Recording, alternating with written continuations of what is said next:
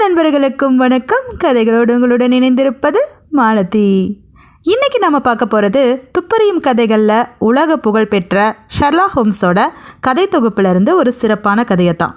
இந்த கதைகள் திருடன் யார், கொலை செய்தது யார் அப்படிங்கிற கேள்விக்கான பதிலை மட்டும் சொல்கிறது கிடையாது.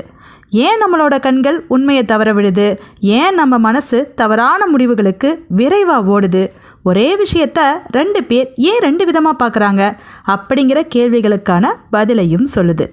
இப்படிப்பட்ட சுவாரஸ்யம் நிறைந்த சிறப்பான ஒரு கதையை தான் இன்னைக்கு நாம் கேட்க போகிறோம். இந்த கதைகள் மனதின் சிந்திக்கும் திறனை நிச்சயமாக மாற்றும். வாங்க பார்க்கலாம். லண்டனின் பேக்கர் தெருவில் உலக புகழ் பெற்ற துப்பறியும் நிபுணர் அப்படின்னு பெயர் வாங்கின ஷெர்லாக் ஹோம்ஸ் தங்கியிருந்தார். அவர் துப்பறியும் வழக்குகள் எல்லாமே கஷ்டமாக இருந்தால் கூட அவரோ எளிமையாக தீர்த்துருவார். அப்படிப்பட்ட அவர் கூட எப்போதுமே அவருக்கு நெருங்கிய நண்பராக இருக்கிற டாக்டர் வாட்சனும் இருப்பார். இப்படி இருக்கிற இவங்களுக்கு ஒரு பிரச்சனை 1887 வந்துருச்சு. மிக கடினமான வழக்கை தீர்க்கிற முயற்சியில் ஈடுபட்டிருந்த ஷெர்லாக் ஹோம்ஸுக்கு உடல் நலக்குறைவு ஏற்பட்டுருச்சு. அதை கேள்விப்பட்டதும் வாட்சன் சும்மா இருப்பாரா? உடனே ஹோம்ஸை பார்க்க நேராக மருத்துவமனைக்கு போயிட்டார். அங்கே அவரை கவனிச்சுக்கிட்டு அதுக்கப்புறமா ஓய்வுக்காக அவரோட அறைக்கும் கூட்டிகிட்டு வந்தார். இனிமே இவரை இங்கே விட்டால் ஏதாவது வழக்கு அது இதுன்னு உடலை கெடுத்துக்குவாருன்னு நினச்ச வாட்சன் தன்னுடைய நண்பர் இருக்கிற ஒரு ஊருக்கு அவரை கூட்டிகிட்டு போகலான்னு நினச்சார். அதுதான் லண்டன்லேருந்து தெற்கு பக்கமாக இருக்கிற ஒரு வரலாற்று புகழ்மிக்க நகரமான ரேகேட். அந்த இடத்துக்கு தான் ஹோம்ஸை கூட்டிகிட்டு போனார். அங்கே இராணுவத்தில் இருந்து ஓய்வு பெற்ற கர்னல் ஒருத்தர் இருந்தார். அவர் தான் டாக்டர் வாட்சனுடைய நண்பர். அவர் தனியாக வசிச்சுக்கிட்டு இருந்தனால இவங்க அங்கே போய் ஓய்வெடுக்க அது வசதியாக இருக்குன்னு நினச்சி ஹோம்ஸை அங்கே கூட்டிகிட்டு போனார். ஓய்வுக்காக போன இடத்துல அவங்க கொஞ்சம் கூட எதிர்பார்க்காத விசித்திரங்களும் மர்மங்களும் அரங்கேற ஆரம்பிச்சிச்சு. கர்னலோட அறையில் அன்னைக்கு இரவு இவங்க 3 பேரும் பேசி சிரித்தபடி இரவு உணவை சாப்பிட்டுட்டு இருந்தாங்க. அந்த நேரத்தில் சரி நான் தூங்க போகிறேன் அப்படின்னு சொன்ன கர்னல் ஒரு துப்பாக்கியை எடுத்துகிட்டு தன்னோட அறைக்கு போனார். இதை பார்த்துட்டு இருந்த ஹோம்ஸும் வாட்சனும் அதிர்ச்சி அடைஞ்சிட்டாங்க. எதற்காக இப்போ துப்பாக்கியை அறைக்கு எடுத்துகிட்டு போகிறீங்கன்னு கேட்க, அப்போ தான் அந்த ஊரில் நடந்த ஒரு விஷயத்தை அவங்கக்கிட்ட பகிர்ந்தார் கர்னல். இங்கே திடீர்னு ஒரு மிகப்பெரிய திருட்டு நடக்க ஆரம்பிச்சிருச்சு. அதனால் நாங்கள் எல்லோருமே இப்போ எச்சரிக்கையாக இருக்கிறோம். அதற்காக தான் இந்த துப்பாக்கியை எடுத்துக்கிட்டு என்னோடய அறைக்கு போகிறேன். ஏதாவது ஆபத்து அப்படின்னா திருடன் வந்தானா சுட்டு தள்ளிடலாம்ல அப்படின்னு அவர் சொல்கிறாரு. இதை கேட்டதும் ஹோம்ஸுக்கு ஆச்சரியம் தாங்க முடியலை. என்னது திருட்டா? எப்படிப்பட்ட திருடன் வந்தா, என்னத்தை திருடனா அப்படின்னு கேட்குறாரு. அப்போ கர்னல் சொல்கிறாரு, இந்த ஊர்லேயே மிகப்பெரிய பணக்காரர் ஒருத்தர் இருக்கிறாரு. அவர் வீட்டில் தான் திருட்டு கொஞ்ச நாளைக்கு முன்னாடி நடந்துருச்சு. ஆனால் அதிசயம் என்ன அப்படின்னா விலை உயர்ந்த பொருட்கள் எதுவுமே திருட்டு போகலை. ஒரு சாதாரண கயிறு சுருள் திருட்டு போயிருக்கு. புத்தகம் ஒன்றும் மெழுகுவர்த்தி வைக்கக்கூடிய கம்பிகளும் திருட்டு போயிருக்கு. இதை திருடுறதுக்காகவா அவன் வந்தான்னு எல்லாருக்கும் ஆச்சரியம். இருந்தாலும் ஒரு பயம் இருக்குல்ல. அந்த வீட்டில் இருந்த அத்தனையும் கலைக்கப்பட்டிருக்கு. அந்த திருடன் அந்த வீட்டோட நூலக அறைக்குள்ளே நுழைஞ்சிருக்கான். அங்கே எதையோ பயங்கரமாக தேடி இருக்கான். மேஜைகள் நாற்காலிகள் எல்லாம் கீழே கவிழ்ந்து கிடந்திருக்கு. அது மட்டும் இல்லாமல் அலமாரிகள் எல்லாம் கலைக்கப்பட்டு கிடந்துச்சு. ஆனால் திருட்டு போனது என்னவோ இந்த பொருட்கள் தான் அப்படின்னு அவர் சொல்லிட்டு துப்பாக்கியோட அவர் அறைக்கு போகிறத ஹோம்ஸ் ஆச்சரியத்தோடு பார்த்துட்டு இருந்தார். மறுநாள் காலை உணவுக்காக அவங்க 3 பேரும் கூடியிருந்த சமயத்தில் அங்கே இருக்கிற வேலையால் பதறிக்கிட்டு ஓடி வந்தான். உங்களுக்கு ஒன்று தெரியுமா, மீண்டும் பிரச்சனை அப்படின்னு சொல்ல கர்னல் அவசரமாக அவனை பார்த்து கேட்குறாரு. என்ன மீண்டும் திருட்டா அப்படின்னு கேட்க அவனோ கொலை அப்படின்னா. அதிர்ந்து போனார் கர்னல். என்ன, யார் வீட்டில் அப்படின்னு கேட்க அங்கே இருக்கிற நில மிராசுதாரர் ஒருத்தர் வீட்டிலங்கிறான். யார், அவரா அவரோட மகனா அப்படின்னு கர்னல் கேட்குறாரு. அப்போ அந்த வேலைக்காரன் சொல்கிறான், அங்கே இருக்கிற குதிரை வண்டி ஓட்டுற வில்லியம் தான் இறந்து போயிட்டான். அவனை யாரோ சுட்டு கொன்னுட்டு தப்பிச்சு போயிட்டாங்க. அந்த திருடனாக தான் இருக்கணும் அப்படின்னு அவங்க எல்லோருமே சந்தேகப்படுறாங்க அப்படின்னு அந்த வேலைக்காரன் சொல்கிறத இவங்க 3 பேரும் அதிர்ச்சியோடு கேட்குறாங்க. இதை கேட்டு முடித்த உடனே ஹோம்ஸ் புருவங்களை நெளிக்கிறார். அது எப்படி சாத்தியம்? திருடர்கள் எப்படி ஒரே இடத்துல மீண்டும் மீண்டும் திருடுவாங்க? ஒரு இடத்துல திருடிட்டா மீண்டும் அந்த இடத்துல திருட யோசிப்பாங்க. ஏன்னா எல்லோரும் எச்சரிக்கையாக இருப்பாங்க, பிடிச்சிருவாங்கங்கிற பயம் இருக்கும். அப்படி இருக்கும்போது இது எப்படி சாத்தியம், இதுதான கோட்பாடு அப்படின்னு அவர் வாய்விட்டே சொல்லிட்டு இருந்தார். அதற்கப்புறமா இன்னொன்று சொன்னார், இப்படி நடந்திருக்குது அப்படின்னா இந்த கோட்பாட்டை அவங்க மாற்றிருக்காங்க, இதை நான் கற்றுக்கணும் அப்படின்னு வாய்விட்டு சொல்லிட்டு இருந்தார். இந்த திருடர்கள் இங்கே இப்போ தொடர்ந்து செஞ்சிட்டு இருக்கிறத பார்த்தா சீக்கிரமாக காவல்துறையினர் இதற்கு நடவடிக்கை எடுக்கணும் அப்படின்னு சொன்னார். ஹோம்ஸ் எங்கே திரும்ப தன்னுடைய வேலையை தொடங்கிடுவாரோ ஓய்வு எடுக்காம அப்படின்னு வாட்சன் பயந்துக்கிட்டு இருந்தார். கர்னல் இன்னும் அதிர்ச்சியிலிருந்து மீளவே இல்லை. தொடர்ந்து இப்படி நடக்குது அப்படின்னா நிச்சயம் இது உள்ளூர்காரங்க செஞ்ச வேலை தான். ஏன்னா இரண்டும் பெரிய வீடுகள். சரியா பெரிய வீடுகளில் கொலை நடந்திருக்குன்னா ஏதாவது விஷயம் இருக்கும் அப்படின்னு சொல்லிட்டு இருக்காரு. இதை கேட்ட ஹோம்ஸ், 2 பேரும் பெரிய பணக்காரர்களான்னு கேட்குறாரு. அதற்கு கர்னல், ஆமாம் 2 பேருமே பெரிய பணக்காரர்கள், ஆனால் அவங்க 2 பேர்த்துக்குள்ளேயும் கொஞ்சம் பிரச்சனை இருக்குது. இந்த முதல்ல கொள்ளையடிக்கப்பட்ட வீட்டில் இருக்கிறாரே பணக்காரர், அவர் இந்த நில மிராசுதாரர் மேலே வழக்கு தொடுத்திருக்காரு. அவருக்கும் அவரோட நிலத்தின் மேலே உரிமை இருக்குதுன்னு. அதனால் அவங்க 2 பேரும் பேச்சுவார்த்தையில் இல்லை. கடைசியாக பார்க்க போனால் இவங்க 2 பேர்த்து வீட்லேயுமே திருடனால பிரச்சனை நடந்திருக்கு. அதுதான் ஆச்சரியமாக இருக்குது அப்படின்னு கர்னல் சொல்லிட்டு இருக்கும்போதே அங்கே வேலைக்காரன் வந்து காவல்துறை அதிகாரி வந்திருக்கிறாருன்னு சொல்ல அவரை வர சொல்கிறாங்க. வந்தவர் ஹோம்ஸோட கையை பற்றி குலுக்கியபடி, லண்டன்லேயே புகழ்பெற்ற துப்பறியும் நிபுணர் இங்கே வந்ததில் எனக்கு ரொம்பவே மகிழ்ச்சி. சரியாக இந்த சம்பவமும் நடக்க நீங்கள் எங்களுக்கு உதவி செய்வீங்கன்னு நம்புகிறேன் அப்படின்னு சொல்ல வாட்சனை பார்க்குறாரு ஹோம்ஸ். வாட்சன் கிட்ட வேற வழி இல்லை, நான் அவங்களுக்கு உதவி செஞ்சு தான் ஆகணும் அப்படின்னு சொல்கிறாரு. இப்போது நடந்த கதை எல்லாமே மொத்தமாக அவர்கிட்ட கேட்டு தெரிஞ்சுக்க விரும்பினார் ஹோம்ஸ். அந்த காவல்துறை அதிகாரியும் நடந்ததை விளக்கமாக சொல்ல தொடங்கினார். முதல்ல அந்த பெரிய பணக்காரர் வீட்டில் ஒரு திருட்டு நடந்துச்சே, அதில் எனக்கு எந்த ஒரு துப்பும் கிடைக்கல. ஆனால் இந்த வில்லியமோட கொலை வழக்கில் எனக்கு சில ஆதாரங்கள் சிக்கியிருக்கு. அது மட்டும் இல்லாமல் அவர் இரவு 12 மணிக்கு துப்பாக்கியால் சுடப்பட்டு கொல்லப்பட்டிருக்கிறாரு. அந்த வீட்டுக்கு நான் போயிருந்தேன்.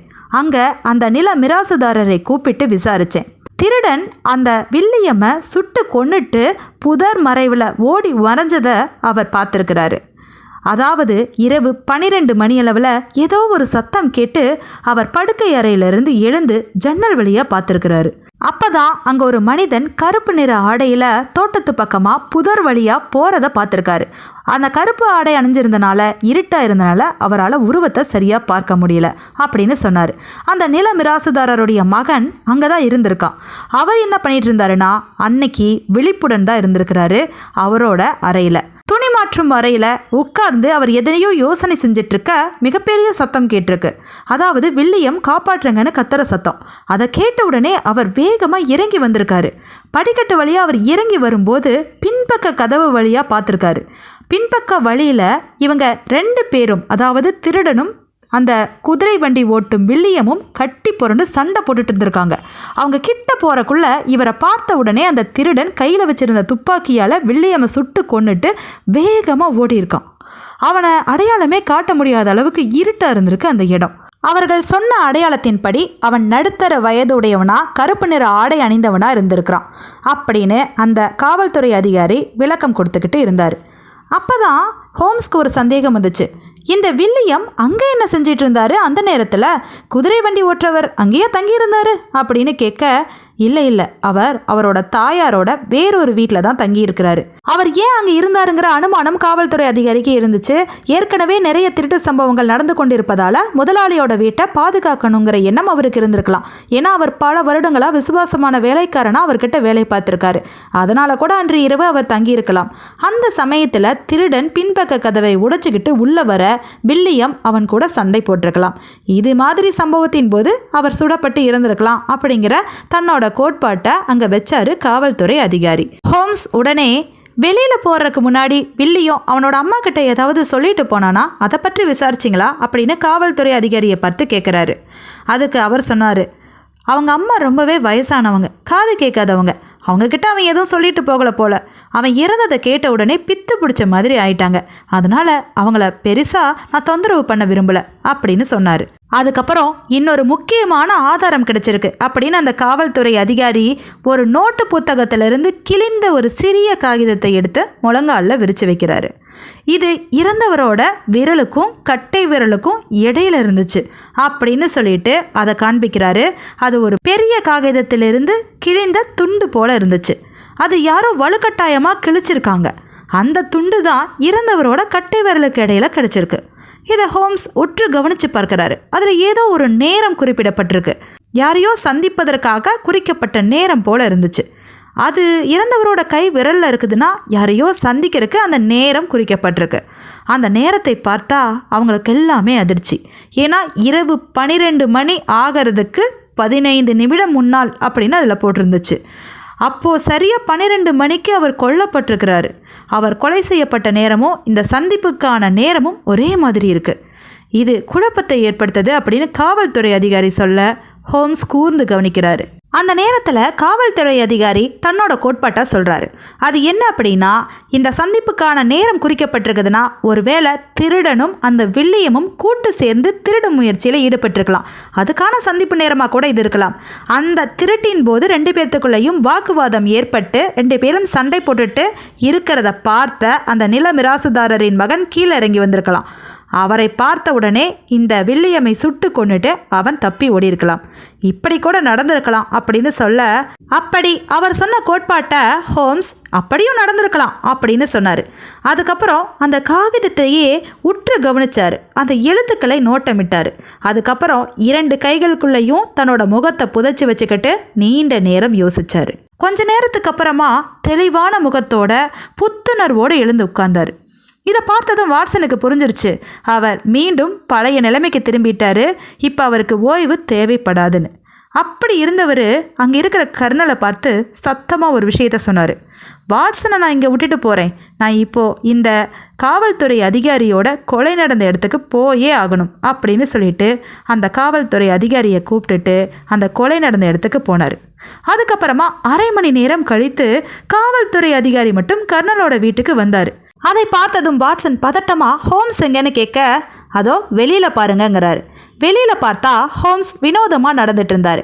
அங்கே உயரமாக இருக்கிற ஒரு நிலத்தின் மீது ஏறவும் இறங்கவும் தலையை நெஞ்சோடு சேர்த்து குனிஞ்சுக்கிட்டு யோசனை பண்ணவும் சுற்றிலும் நடப்பதே தெரியாமல் யோசிச்சுக்கிட்டு இருந்தார். இதை பார்த்துட்டு இருக்கும்போதே அந்த காவல்துறை அதிகாரி ரகசியமான குரலில் சொன்னார், ஹோம்ஸுக்கு இன்னும் உடல்நிலை சரியாகலை போல, ரொம்ப வினோதமாக நடந்துக்கிறாரு, அவர் செய்கிற எல்லாமே விசித்திரமாக இருக்குது அப்படின்னு சொன்னார். இதை கேட்டதுமே வாட்சன் சிரித்தபடி சொல்கிறாரு, அவர் விசித்திரமாக செய்கிறாருன்னா அதிலும் ஒரு அர்த்தம் இருக்கும், அது நமக்கு இப்போ புரியாது அப்படின்னு சொல்லிட்டு அதுக்கப்புறமா ஹோம்ஸை நோக்கி போனாங்க. கர்னல் ஹோம்ஸை பார்த்த உடனே, உங்களுக்கு ஏதாவது துப்பு கிடைச்சிச்சா, அந்த இடத்துக்கு போனீங்களே அப்படின்னு கேட்க, ஆமாம் ஓரளவுக்கு கிடைச்சிச்சு, இறந்தவரோட உடலை பார்த்தேன், அவர் துப்பாக்கியால் சுடப்பட்டு தான் இறந்து போயிருக்கிறாரு. அதுக்கப்புறம் அந்த நில மிராசுதாரரையும் அவருடைய மகனையும் விசாரித்தேன். அவங்க 2 பேருமே சரியாக திருடன் தப்பியோடுன அந்த புதர் பக்கத்தை காட்டினாங்க. அது எனக்கு கொஞ்சம் ஆர்வத்தை தான் கொடுத்துச்சு. அதுக்கப்புறமா இறந்து போனவனின் தாயார்கிட்ட எதுவுமே விசாரிக்க முடியல, அவங்க ரொம்ப சோகத்தில் இருந்தனால. அதனால் இப்போ இருக்கிற துப்பு என்ன அப்படின்னா அந்த சின்ன கிழிந்த காகிதம் தான். அந்த காகிதத்தோட மீதி பகுதி கிழிக்கப்பட்டிருக்கு. அது யாருக்கோ அவசரமாக தேவைப்பட்டிருக்கு, அல்லது கொலை செய்தவனுடைய அடையாளம் அதில் இருந்திருக்கலாம். இந்த வில்லியம் அங்கே வர்றதுக்கு கூட இந்த கடிதம் தான் காரணமாக இருக்கும். சரியாக அந்த நேரத்துக்கு அவனை அங்கே வர வச்சுருக்காங்க அந்த கடிதம் மூலமாக. கடிதம் அனுப்பப்பட்டிருக்கு அப்படின்னா நேரில் அவனை அவங்க பார்த்துருக்க வாய்ப்பில்லை. ஏதாவது தபால் மூலமாக தான் அனுப்பிச்சிருப்பாங்க. அவங்க வீட்டில் விசாரிச்சிங்களா அப்படின்னு காவல்துறை அதிகாரியை பார்த்து இப்போ ஹோம்ஸ் கேட்குறாரு. அதற்கு காவல்துறை அதிகாரி சொல்கிறாரு, ஆமாம் அவங்க வீட்டில் போய் விசாரித்தேன். அவனுக்கு ஏதோ ஒரு தபால் வந்ததாகவும் அந்த தபால் முகவரி இருந்த இடத்த அவன் சுத்தமாக அழிச்சிட்டதாகவும் நான் கேள்விப்பட்டேன். அதுதான் எனக்கும் ஆச்சரியத்தை கொடுத்துச்சு. ஒருவேளை இவனும் திருடனும் சேர்ந்து திட்டம் போட்டிருப்பாங்களோ அப்படின்னு யோசனை எனக்கு வர்றதுக்கு அதுதான் ஒரு காரணம் அப்படின்னு சொல்ல ஹோம்ஸ் சிரிக்கிறாரு. பார்த்தீங்களா, இவ்வளவு துப்பு கிடச்சிருக்கு, இதை வச்சு நம்ம கண்டுபிடிப்போம். இப்போ நம்ம எல்லோருமே அந்த நில மிராசுதாரரோட வீட்டுக்கு போவோம் அப்படின்னு அவங்க 4 பேரும் சேர்ந்து நில மிராசுதாரரோட வீட்டுக்கு போகிறாங்க. ஹோம்ஸ் அந்த நில மிராசுதாரர் வீட்டுக்கு போய் சேர்ந்த நேரத்தில் அங்கே 2 பேர் வந்தாங்க. ஒருவர் வயதானவர், இன்னொருத்தர் அவருடைய மகன் போல தோற்றமளித்தார், வாலிபனாக இருந்தார். அந்த வயதானவர் கனமான முகத்தோட அழுத்தமான பார்வையோடு இருந்தார். இப்படி இவங்க 2 பேரும் அங்கே வந்து ஹோம்ஸையும் மற்றவர்களையும் வரவேற்றாங்க. இன்னும் வழக்கை கண்டுபிடிச்சு முடிக்கலையா? லண்டன்லேருந்து வந்திருக்கீங்க, சீக்கிரம் கண்டுபிடிச்சிருவீங்கன்னு நினச்சேன் அப்படின்னு அந்த மிராசுதாரர் கேட்க, ஹோம்ஸ் அவங்க கிட்ட சிரித்தபடி, எங்களுக்கு கொஞ்சம் அவகாசம் வேணும், துப்பு எதுவும் பெருசாக கிடைக்கல அப்படின்னு சொல்லிட்டு இருந்தார். அந்த நேரத்தில் அவங்களும் வருத்தப்பட்ட மாதிரி சொன்னாங்க, எங்களுக்கும் எந்த ஒரு ஆதாரமும் கிடைச்சிருந்தா நிச்சயமாக உங்ககிட்ட காட்டியிருப்போமே அப்படின்னு சொல்லிட்டு இருக்கிறத கவனித்த காவல்துறை அதிகாரி அவசரமாக அங்கே வந்து ஒரே ஒரு துப்பு கிடைச்சிருக்கு, அதை வச்சு நிச்சயம் கண்டுபிடிச்சிடலான்னு நினைக்கிறேன், அதுதான் அந்த காகிதம் அப்படின்னு ஏதோ சொல்லிக்கிட்டு இருந்தார். அவங்க எல்லாத்தோட கவனமும் இப்போ பேச்சுவார்த்தையை நிறுத்திட்டு ஹோம்ஸ் பக்கம் மாறுச்சு. ஏன்னா ஹோம்ஸ் அப்படியே மயங்கி சரிஞ்சார். அவரை பார்த்த மாத்திரத்தில் எல்லோரும் பேச்சுவார்த்தையை நிறுத்திட்டு ஓடி வந்து ஹோம்ஸை தாங்கி பிடிச்சாங்க. அவர் அப்படியே நாற்காலியில் உட்கார வச்சாங்க. மயங்கின நிலைமையில் இருக்கிற அவருக்கு ஏதாவது சாப்பிட கொடுக்கணும்னு கொடுத்தாங்க. அவர் இப்போ கொஞ்சம் கொஞ்சமாக திம்பானார். எல்லோரையும் பார்த்து மன்னிப்பு கேட்டார். இன்னும் எனக்கு உடல்நிலை தேரலை அப்படின்னு நினைக்கிறேன் அப்படின்னு சொல்லும்போது நிலமிராசுதாரர், நீங்கள் வீட்டுக்கு போய் ஓய்வெடுக்கலாமே அப்படின்னு சொன்னார். உடனே ஹோம்ஸ், இல்லை இப்போ நான் சரியாயிட்டேன், இங்கே நிறைய விஷயங்களை நான் பார்க்க வேண்டியது இருக்குது, அதனால் அதை பற்றி பேசுவோம். இந்த வில்லியம் இருக்கானே, அவன் திருடன் வீட்டுக்குள்ளே நுழைஞ்சதுக்கு அப்புறமா தான் வந்திருக்க முடியும்.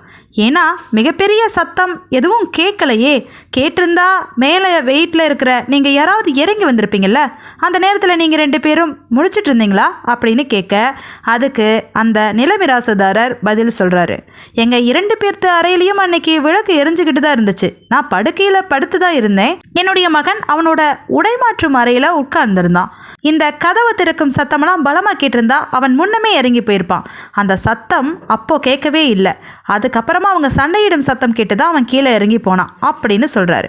இப்போ ஹோம்ஸுக்கு ஆச்சரியம், உங்கள் 2 பேர்த்து அறையிலையும் விளக்கு எரிஞ்சிட்டு இருக்கும்போது எப்படி ஒரு திருடன் தைரியமாக வீட்டுக்குள்ளே நுழைவான் அப்படின்னு கேட்க, அதுதான் எங்களுக்கும் ஆச்சரியம் அப்படிங்கிறாரு அவர். உங்கள் வீட்டில் நாயெல்லாம் இல்லையா அப்படின்னு கேட்குறாரு ஹோம்ஸ். இருக்கு, பின்பக்கமாக கட்டி போட்டிருக்கோம், வாங்க அந்த கதவை சோதனை பண்ணுவோம் அப்படின்னு அந்த கதவு கிட்ட போகிறாங்க. அந்த கதவை பலமாக தள்ளுனா சத்தம் கேட்க தான் செய்யும். வெளியிலிருந்து ஒரு கத்தியை வைத்து தள்ளுனா அந்த மரத்தாழ்பால் தள்ளிக்கும், அது பெரிய சத்தமெல்லாம் எழுப்பாது. அதை காண்பிக்க இப்போ ஹோம்ஸ் ஆச்சரியப்படுறாரு. மரத்தாலான தாழ்பால் தானா, வேற எதுவும் இரும்பெல்லாம் போடலையான்னு கேட்க, நிலமிராசுதாரர் பின்பக்க கதவுங்கிறனால மரத்தால் மட்டும்தான் போட்டோம் அப்படின்னு சொல்கிறாரு. இப்படி இருக்கிற சமயத்தில் எல்லாவற்றையும் சோதனை பண்ணிட்டு இது கொஞ்சம் முரண்பாடான விஷயமாக தான் இருக்குது. இதை கண்டுபிடிக்கிறது ரொம்பவே சிரமம். ஏன்னா ஏற்கனவே அந்த முதல் பணக்காரர் வீட்டில் கொள்ளையடிக்கப்பட்ட விஷயமே இன்னும் துப்பு கிடைக்காம குழப்பத்தில் இருக்குது. இதை கண்டுபிடிக்கணும் அப்படின்னா அதிகாரிகளுக்கு நிறைய வேலைப்பளு உண்டு. அதனால் அவர்களுக்கெல்லாம் நீங்கள் என்ன வெகுமதி கொடுக்க போகிறீங்கன்னு ஹோம்ஸ் அந்த நில மிராசுதாரரை பார்த்து கேட்க, அவரோ நீங்கள் என்ன கேட்டாலும் கொடுக்குறேன், சீக்கிரமாக அந்த வழக்கை முடிச்சிருங்க அப்படின்னு சொல்கிறாரு. அப்போது அவர் ஒரு பத்திரத்தை எடுத்துகிட்டு வராரு. அதில் நீங்கள் எங்களுக்கு 50 பவுண்டுகள் தந்தா போதும் அப்படின்னு சொல்கிறாரு. ஆனால் அவரோ, நான் 500 பவுண்டுகள் கூட தரேன், தயவு செஞ்சு இதை சீக்கிரம் கண்டுபிடிங்க, அந்த பத்திரத்தை கொடுங்கன்னு வாங்கி பார்க்குறாரு. அதில் 12 மணிக்கு 1/4 மணி நேரம் இருக்கும்போது கொலை நடந்தது அப்படின்னு சொல்லி எழுதாமல் 1 மணிக்கு 1/4 மணி நேரம் இருக்கும்போது அப்படின்னு ஹோம்ஸ் எழுதியிருந்தார். பொதுவாக ஹோம்ஸ் எந்த விஷயத்திலையும், முக்கியமாக இந்த நேர விஷயத்துலலாம் தவறே செய்ய மாட்டார், கண்ணும் கருத்துமாக இருப்பார். இப்போ உடல்நிலை சரியில்லாத காரணத்தினால மாற்றி எழுதிட்டார் போல. இதை பார்த்த உடனே அந்த நில மிராசுதாரர் சிரித்தபடி, இதை நீங்கள் மாற்றி எழுதிட்டீங்களே அப்படின்னு சொல்ல, ஆமாம் எனக்கு கொஞ்சம் உடல்நிலை சரியில்லை, நீங்களே இதை சரிப்படுத்துங்களேன்னு சொல்லி அவர் கையில் பேனாவை கொடுக்குறாரு. அதை பார்த்து அவர் அதை மாற்றி எழுத ஆரம்பிக்கிறாரு. மாற்றி எழுதுனதுக்கப்புறமா கையொப்பம் போட்டு ஹோம்ஸ் கிட்ட கொடுக்க, அதை மடித்து பத்திரமா தன்னுடைய பேக்கெட்டில் வச்சுக்கிறாரு ஹோம்ஸ். அதுக்கப்புறம் நிச்சயமாக இதை சீக்கிரமாகவே நான் கண்டுபிடிப்பேன் அப்படின்னு சொல்லிட்டு கிளம்புறாரு. இவரோட நோய் காரணமாக தான் இப்படியெல்லாம் தவறு பண்ணுறாருன்னு நினச்ச காவல்துறை அதிகாரி, சீக்கிரமாக உங்களோட உடல்நிலையை கவனிச்சுக்கோங்க அப்படின்னு ஆறுதல் படுத்துகிறாரு. அதுக்கப்புறமா அவங்க எல்லோரும் சேர்ந்து வீட்டுக்குள்ளே போகிறாங்க. இப்போ ஹோம்ஸ் அந்த பெரியவரை பார்த்து, உங்கள் வீட்டு வேலைக்காரர்கள்லாம் எப்போ படுக்கைக்கு போவாங்கன்னு கேட்குறாரு. சுமார் 10 மணிக்கு போவாங்க அப்படின்னு சொல்கிறாரு. அப்போது வில்லியம் கூட வழக்கமாக படுக்கையில் தானே அந்த நேரத்தில் இருந்திருப்பார் அப்படின்னு கேட்க, ஆமாம் அப்படின்னு சொல்கிறாரு. குறிப்பிட்ட அந்த நேரத்தில் அவர் இங்கே இருக்கணும் அப்படிங்கிறது அவரது தலைவிதி போல இருக்குது அப்படின்னு சொல்லிக்கிட்டே ஹோம்ஸ் வீட்டை சுற்றி காட்டுங்க அப்படின்னு அந்த நில மிராசுதாரர்கிட்ட சொல்ல அவர் சுற்றி காட்ட தொடங்குறாரு. சமையல் அறையிலிருந்து விலகி ஒரு படிக்கட்டு முதல் தளத்துக்கு போகுது. அது மரப்படிக்கட்டு. அந்த படிக்கட்டு வழியாக போனால் அங்கே மிகப்பெரிய மண்டபம் மாதிரி அமைப்பு இருக்குது. அதை சுற்றி பல படுக்கை அறைகள். எல்லா படுக்கை அறைகளையும் திறந்து காட்டுறாரு. அலங்கார பொருட்கள் எல்லாவற்றையும் பார்க்க அந்த வீட்டை பார்த்து பார்த்து அவங்க கட்டியிருக்காங்கங்கிறது புரிஞ்சிருது. அடுத்தது அவர் இன்னொரு அறையை பார்க்கணும்னு சொன்னார். அது அந்த நில மிராசுதாரரின் மகனின் அறை. அந்த அறைக்கு கூட்டிகிட்டு போகிறாங்க. அங்கே உடைமாற்றும் அறையில் தான் அவர் அந்த சம்பவம் நடக்கும்போது உட்கார்ந்தது தான் சொல்லப்படுது. அதை சுற்றிலும் சோதனை போட்டு பார்க்குறாரு. அங்கே எந்த ஒரு துப்பும் அவருக்கு கிடைக்கல. நல்லா அழகா பார்த்து பார்த்து கட்டியிருக்கிறீங்க அப்படின்னு பாராட்டிட்டு அந்த அறையை விட்டு வெளியேறுறாங்க எல்லோரும். அப்படி வெளியேறி இப்போது உங்கள் அறையை பார்க்கலாமா அப்படின்னு அந்த நில மிராசுதாரர்கிட்ட கேட்க அவரும் சரின்னு கூப்பிட்டுட்டு போகிறாரு. கூட்டிகிட்டு போகும்போது எல்லோரும் முன்னோக்கி நடக்க ஹோம்ஸ் மட்டும் பின்தங்கி நடக்கிறாரு. அவருக்கு பின்னாடி வாட்சன் அவர் பின்னாடியே நடந்து வராரு. அப்படி வரும்போது படுக்கை அறைக்குள்ளே நுழைந்த உடனே அங்கே ஒரு சிறிய மேஜை போடப்பட்டிருக்கு. அதன் மீது கண்ணாடி பழத்தட்டு வைக்கப்பட்டிருக்கு. வேகமாக ஹோம்ஸ் அதன் மீது சாஞ்சார். உடனே அந்த கண்ணாடி பழத்தட்டு கீழே விழுந்து சுக்கு நூறாக உடஞ்சிச்சு. கண்ணாடிகள்லாம் சிதறிச்சு. இதை பார்த்த உடனே ஹோம்ஸ் உடனே சத்தமாக ஒரு விஷயத்த சொன்னார். வாட்சன், பார்த்து வர மாட்டீங்க, இது மேலே மோதி கீழே தட்டி விட்டுட்டீங்களே அப்படின்னு சொல்லி அதை சுத்தம் செய்யுமாறு குனிகிறாரு. வாட்சனுக்கு புரிஞ்சிச்சு ஏதோ ஒரு காரணத்துக்காக தான் இதை ஹோம்ஸ் தள்ளிவிட்டுருக்கிறாருன்னு. வாட்சன் குனிந்து அதை சுத்தம் பண்ணிகிட்ருக்காரு. மற்றவர்கள் எல்லாம் முன்னோக்கி நடந்து அறையை சுற்றி பார்த்துட்ருக்காங்க. திரும்பி பார்த்தா அங்கே ஹோம்ஸை காணோம். ஹோம்ஸை ரொம்ப நேரமாக காணோம் அப்படிங்கிறத தெரிஞ்சுக்கிட்டு அவங்க எல்லோரும் தேடுறாங்க. தேடிக்கிட்டே எல்லா அறைகளிலும் தேடி போகும்போது திடீர்னு அங்கே அந்த நில மிராசுதாரரும் அந்த நில மிராசுதாரரின் மகனும் காணாமல் போயிருந்தாங்க. இப்போ இவங்க 2 பேரும், காவல்துறை அதிகாரியும் வாட்சனும், நில மிராசுதாரரையும் காணோம், ஹோம்ஸையும் காணோம் அப்படின்னு எல்லா அறைகளிலும் தேட ஒரு அறையிலிருந்து உதவி உதவின்னு சத்தம் கேட்குது. நிச்சயமாக அது ஹோம்ஸோட குரல் தான் அப்படின்னு வேகமாக ஓடி போய் பார்க்க அது நில மிராசுதாரரின் மகனின் அறை. இப்போ தான் அந்த அறையை பார்த்துட்டு வந்தாங்க. அந்த அறையில் ஹோம்ஸ் கீழே விழுந்து கிடக்கிறாரு.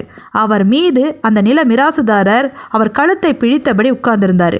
அவரோட கைகளை நில மிராசுதாரரின் மகன் பிடிச்சுக்கிட்டான். அவன் கையில் ஒரு துப்பாக்கியும் வச்சுருந்தான். இந்த மாதிரி நேரத்தில் தான் ஹோம்ஸ் கத்திக்கிட்டு இருக்கிறாரு. காவல்துறை அதிகாரியை பார்த்ததும் உடனடியாக இவங்க 2 பேரையும் கைது பண்ணுங்க, எல்லா குற்றத்தையும் செஞ்சது இவங்க தான் அப்படின்னு ஹோம்ஸ் கத்துறாரு. அவருக்கு என்ன செய்யறதுனே தெரியல. நிஜமாவா இவங்களா குற்றம் செஞ்சாங்க அப்படின்னு கேட்க, நிஜமாகத்தான், என்னை காப்பாற்றுங்கன்னு கத்துறாரு.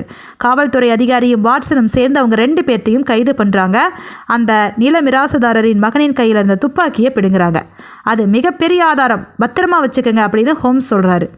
ஹோம்ஸ் எழுந்து உட்கார்றாரு. இப்போது இவங்க 2 பேரும் தான் குற்றவாளிங்களுக்கு நிறைய ஆதாரங்கள் இருக்குது. முதல்ல அவங்க முகத்தை பாருங்கள். அவங்க முகமே அவங்க குற்றவாளிங்கிறத காட்டி கொடுக்குது. எவ்வளவு பெரிய குற்ற உணர்வோடு நிற்கிறாங்கன்னு பாருங்கள் அப்படின்னு பார்க்க அவங்க 2 பேரும் தலை குனிந்தபடி செய்த குற்றத்தை ஒப்புக்கொள்ளும் விதமாக தலை குனிஞ்சு போய் நின்னாங்க. அவர்களை கைது செய்து இப்போ சிறைச்சாலையிலும் அடைச்சாச்சு. ஹோம்ஸ் உடனே கர்னலோட அறைக்கு வராரு. கர்னல், காவல்துறை அதிகாரி, வாட்சன் இவங்க எல்லோரும் சேர்ந்து ஹோம்ஸ் முகத்தையே ஆர்வமாக பார்த்தாங்க. என்ன நடந்துச்சுங்கிறத முழுமையாக அவரால் மட்டும்தான் விவரிக்க முடியும். அப்போ ஹோம்ஸ் அங்கே சிரித்தபடி வந்தார். என்னை முதல்ல எல்லோருமே மன்னிக்கணும்.